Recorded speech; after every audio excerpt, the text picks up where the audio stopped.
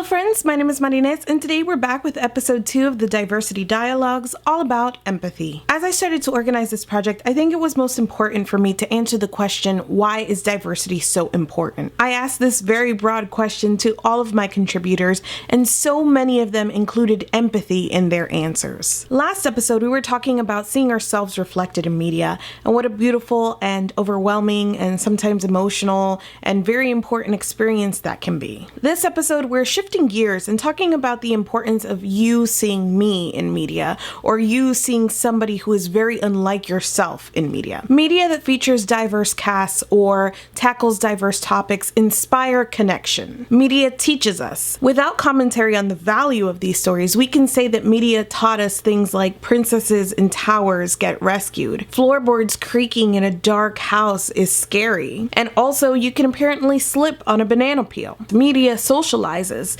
and nuanced stories about minorities can increase empathy. The most frustrating thing is that people who rally against diversity are probably doing so because they lack empathy. They don't care if you see yourself in media, and they find no value in hearing your stories. They are drowning in an emotional gap that can be closed through exposure, through positive representation in media. We are so much more likely to view other people as lesser than us if we do not value their stories. We are so much more likely to dismiss people if we don't know their struggles. Even fictionalized accounts can teach us, perhaps even more so. Fiction gets past our defenses and can take us out of our reality and can disarm our prejudices. We need diverse stories. Hello BookTube, it's Brekke L from Brekke Writes, and my channel is Brekke Reads. I believe in diversity.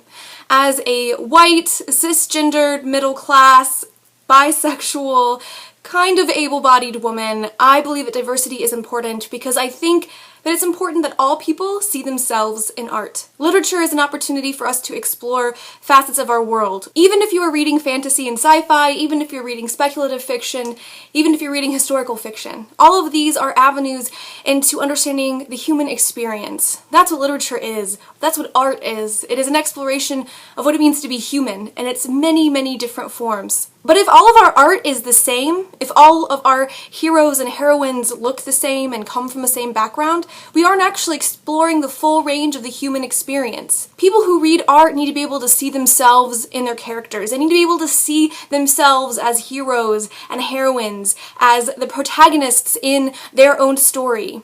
Art helps us understand our own lives because it gives us critical distance in which to wrestle with problems, in which to see how others triumph in the face of adversity. If all the people you see triumphing are white, cisgender, heterosexual guys or even girls, then how are you going to see yourself if you aren't a part of those categories? How are we going to instill empathy and create compassion if the only people that you're identifying with are people who don't look like you? I believe in diversity because I think all readers should see themselves in their characters, and I think that as we explore the human condition, we can't just explore one kind of human condition. We have to look at all of them. Hi, my name is Morgan. I go by Morgan Gayle here on YouTube, and I'm a Black cisgender woman.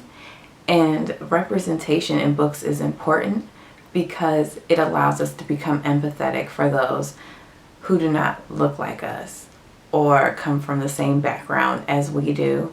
As a Black woman, I understand what it feels like to be misunderstood by those who either are not like you or have never been around people who are similar to you. And books open that door for me to be able to empathize and understand the realities of those unlike myself. Even in fiction, we are able to get a glimpse into the lives of many people through one character who have experienced similar experiences to the ones that that author is writing about. And similar with nonfiction, even though it is a real life experience, they are at that point representing many people like themselves. And through those voices of those authors, I am able to learn the struggles of others and be able to learn how to become a great ally and learn how to support them by being able to create the change that they feel like that is fit to improve their lives while it improves the lives of them and other human beings. So I feel that if people start reading books that include characters that are different from themselves, then we can all start to become more empathetic and start creating positive change that helps others. Hi everyone, I'm Chris from ChrisVigillante. I am a queer, black, secular, cisgender guy. Diversity in the media that we take in, books, television, movies, it can help people so much. It can help people learn more about themselves. It can help them to be better accept themselves. It can help people to better understand other people. You know, it can help you become more empathetic. I worked as a multicultural educator in college for 2 years. And I can honestly say that I still need to learn so much more about other cultures and other people, and I need to diversify my reading even more. The entire shelf behind me is queer literature, but queer is not the only thing that I need to read. I want to read more. I want to read more by different cultures, books about different cultures, different books about different people, and just learn more, because there's always more to learn. There's always more understanding that can be had. You know, I live in the city and live in Chicago and downtown Chicago, and I still say I experience racism on a weekly basis. I still experience homophobia. I am dating a white Jewish man, and I still experience people who have more of a concern with the fact that we're in an interracial relationship than the fact that we're gay. Like, that happened on campus. People had more of an issue with us being in an interracial relationship than the fact that we were two guys. Like, that just astounded me. As a person who was so afraid to come out when in high school, that people are having more issue with the color of my skin. Some people are, at least. And then we still experience homophobia. We still experience that as well. But the fact that people think that things have changed so much, and yes, things have changed for the better, things have changed a lot, but there's still a long way to go. And I don't know if everyone's going to get there, but the more people that can get there, the better.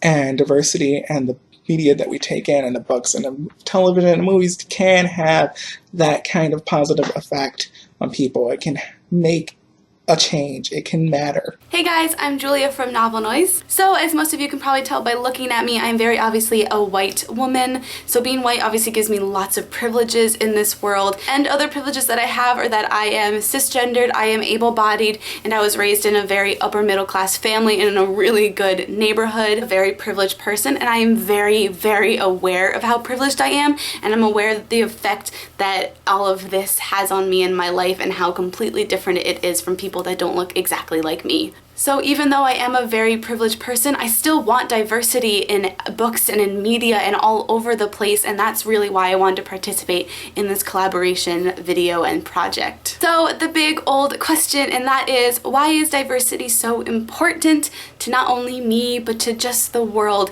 And I think the answer to that is diversity is important because it represents life. It represents our world. This world does not consist of people that look only like you. I am not going to be able to walk outside and see every single person that's going to be a white female, 5'4", with brown hair, brown eyes, exactly like me, likes everything that I like. That's not the truth. That is what is so great about this world, is that everybody is unique. Everybody has their own story and their own past, and it's just really important to look for people that aren't exactly like yourself, because you learn so much more than you ever would by sticking with people that are exactly like you. I'm not saying that you shouldn't want to read about or watch on TV or even hang out with people that look like you and, you know, express the same interests as you. That's not what I'm saying, because it is important to feel like you're part of something, but at the same time there is such a beauty about being able to listen to another person's side of a story, or to listen to their experiences in life and really just connect with it, even though you have none of the same experiences as them. It is the most beautiful form of empathy that there is. Hello, internet friends. My name is Chelsea, and I YouTube over at the channel The Reading Outlaw. I talk mainly about books and pop culture and feminism and representation. I am a white, cis, bisexual, fat lady who suffers from depression and anxiety. I am here today, obviously, to talk about empathy, just like everybody else. And I can very clearly remember being in the 9th grade. And things were always a little different for me because my marginalized identities are invisible because of my mental illness and because of my sexuality, and the way my sexuality provides me opportunities to pass if I choose to and choose to remain closeted. I kind of almost got to be more selective in the marginalized communities I participated in. And I can very clearly remember being in the 9th grade and we were talking about something with Of Mice and Men and race and the Great Depression. And my English teacher, Mr. Martin, looked at me and he said, "You do not know what you are talking about. You have no idea the communities of which you speak. There are things that you do not know and cannot know, and there are books you cannot read, that you have not read, that you need to." And so I just looked at him, and up until that point, up until the 9th grade, I'd never really been challenged like that. I would always been like a smart kid. And so here was this teacher telling me that like there was something I didn't know in a really fundamental and foundational way. So I decided to fix that. I decided that I didn't like that. My type A personality wasn't going to let that fly. And so I went to him after class and I demanded to know what book he thought that I should start with to fix the problem. And he recommended Native Son by Richard Wright. It was an AP Honors English course. Looking back on it, I don't know if that's the book that I would have recommended to a 9th grader and to a freshman, but at the same time to an uppity, white, privileged girl who needed to check herself and to check the way that she was an ally to marginalized communities and represented herself within her own community. It was like the best possible thing I could have read. I went home, I got it from the public library. I read it in like a weekend the first time. I didn't understand any of it. Obviously, you can't read that book in like a weekend and absorb and understand any of it on any kind of level, or at least I couldn't when I was 15. So I read it again. Then I read it again. And then it was due back at the library. So I checked out a different copy from a different library and I read it again. And probably between the winter break of my freshman year of high school and the May of my freshman year when I left and went to a different building for actual high school, I read that book probably a dozen times.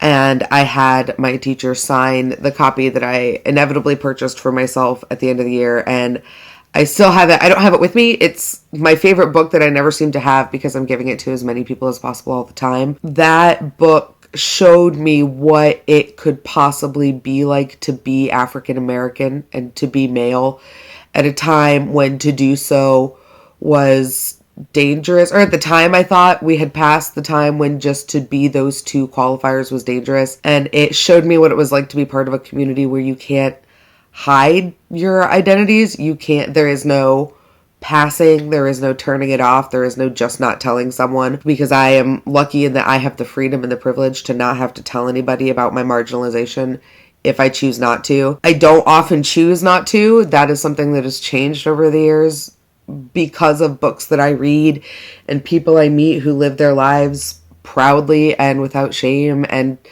it's something that it's why I love working with young adult literature, because when I was growing up, there was not a category of young adult literature that did that for people in the way that I see so many wonderful and amazing books doing it now. And it's not every book, but the books that you find that have amazing representation really just knock it out of the park. And I just feel like there is something special about the way that we interpret and receive books and literature that makes it possible to have that empathy and that empathizing experience in a way that can truly change you and shift you. It's been a long road waking up, y'all.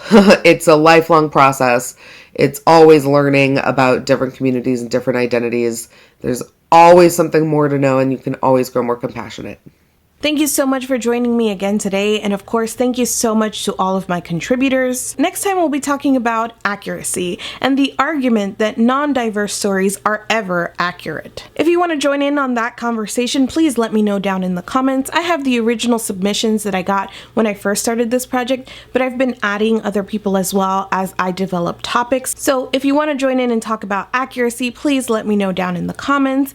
Or if you have any questions about diversity or any topics you'd like to see discussed or handled throughout the course of this series, please let me know. Thank you so much for watching this video, and I will see you guys soon.